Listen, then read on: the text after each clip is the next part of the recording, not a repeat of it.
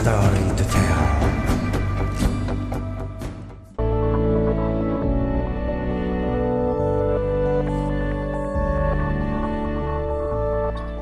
Few know that the U.S. Army's AH-1 Cobra attack helicopter was developed by Bell firm based on the world-famous light transport helicopter AH-1. It was a rival of the Russian Mi-24 and the first attack helicopter to open a successful history for U.S. attack helicopters. AH-1 Cobra attack helicopter is considered as the first U.S. military combat helicopter. It has been on the front line for a long time, since the Vietnam War.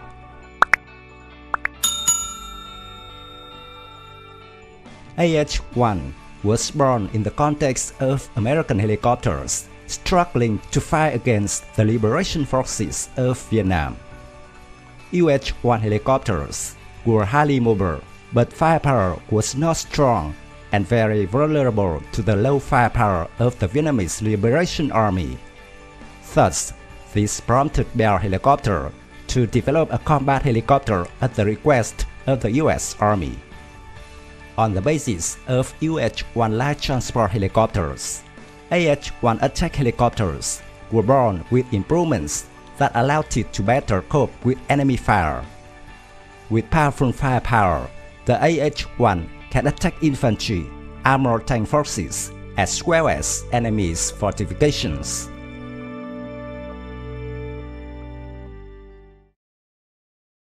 Today, with continuous improvement, AH-1 is still used in the U.S. Marines and exported to dozens of countries around the world.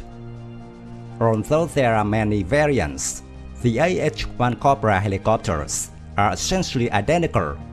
The pilot and weapons specialist sat in a tandem cockpit with a large area armored canopy, offering excellent vision, which has become the standard for the attack helicopter later.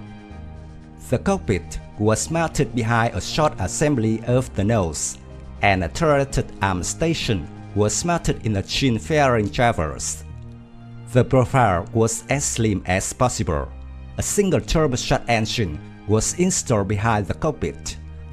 The engine was driving overhead a two-blade main rotor and a rear tail rotor twin blade.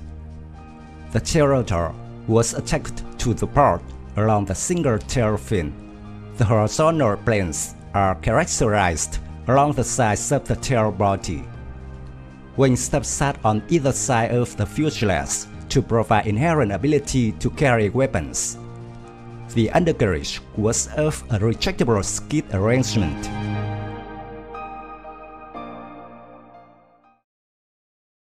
Regarding engines, generation AH-1G, AH-1F mainly used turbine engine T53 with AH-1.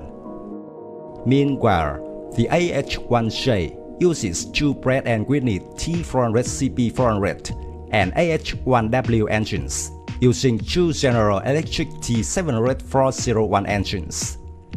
They all make the AH-1 generation able to reach a maximum speed of 300 to 350 km per hour, range of 500 to 600 km. About weapons, all generations have two small wings with four stub wings that allow to carry rockets and missiles to take ground targets. At the chin of the AH-1, equipped with a high-speed cannon, it can change direction.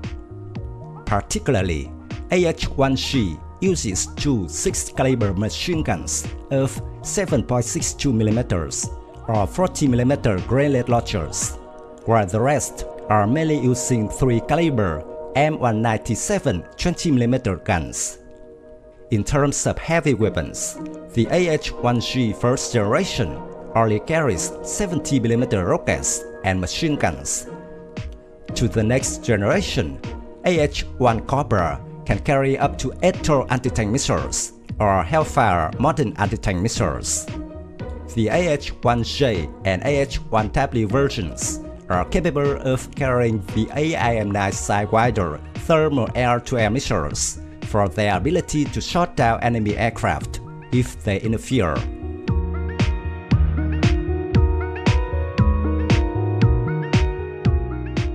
In 1966, first 110 were ordered. In 1967, first of them arrived to Vietnam under the name AH-1G HueyCobra. A new weapon, Bear Model 209 AH-1G HueyCobra, played its first role in Vietnam conflict and continued in a lot of others. Vietnam conflict showed all the perfects of the Bear's attack helicopter solution, so HueyCobra concept became a kind of standard for all later attack helicopters.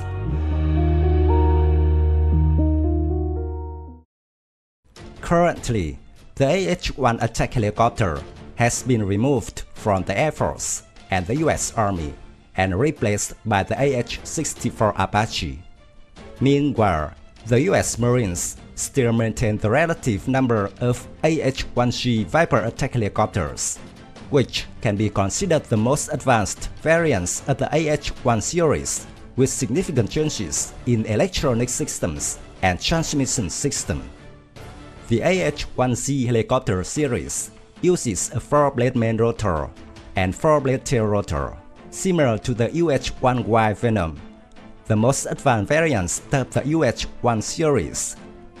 While on firepower, the AH-1Z has up to 6 wing stubs, allowing 2 AIM-9 air-to-air missiles and up to 16 Hellfire anti-tank missiles. My video of AH-1 HueyCobra ends here. Thank you for watching. If you find this video interesting, please give me your thumbs up. Don't forget to subscribe to support the channel. Goodbye and see you again in the next videos.